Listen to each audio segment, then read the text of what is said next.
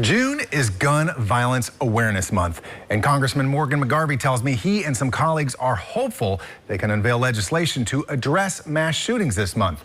But there is still a lot of disagreement in Washington about what should be done. What the Old National Bank shooting did is at first it knocked me down. Congressman Morgan McGarvey knew two of the victims, Tommy Elliott and Joshua Barrick. They were among 5 killed and 8 injured on April 10th at the Old National Bank branch in downtown Louisville. As more communities are just ripped apart through senseless gun violence, you see people saying, what can we do? McGarvey says Congress needs to pass universal background checks, safe storage laws, and a national red flag law, which allows a judge to temporarily remove someone's firearms. These red flag laws give a really great tool to law enforcement, to families, to communities, to say when somebody's in trouble, when they're in crisis, and they're a danger to themselves or to others, that temporary removal of a firearm sometimes just gives enough of a break that it can save lives. But gun rights supporters worry such laws could be abused. The reason the red flag, I don't like the terminology so much, is that it implies maybe you're doing it with just you have a guess that somebody might be violent.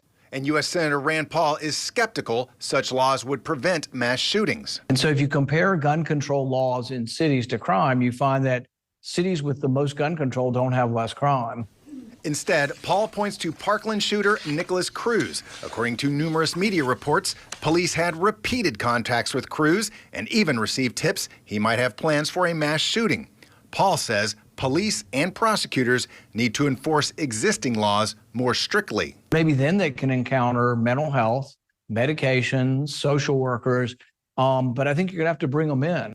The Old National Bank shooter did not have any prior contact with law enforcement, and there were few indications he was planning a mass shooting until hours before it happened.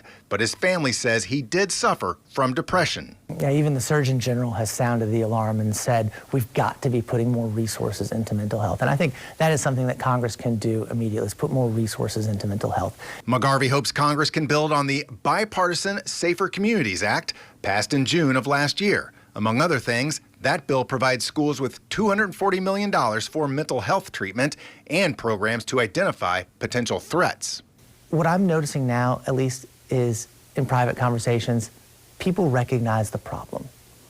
When we agree on the problem, then that's when we can have constructive dialogue on the solutions. Mark Vanderhoff, WLKY News. And you can watch more of these interviews that Mark did on our website.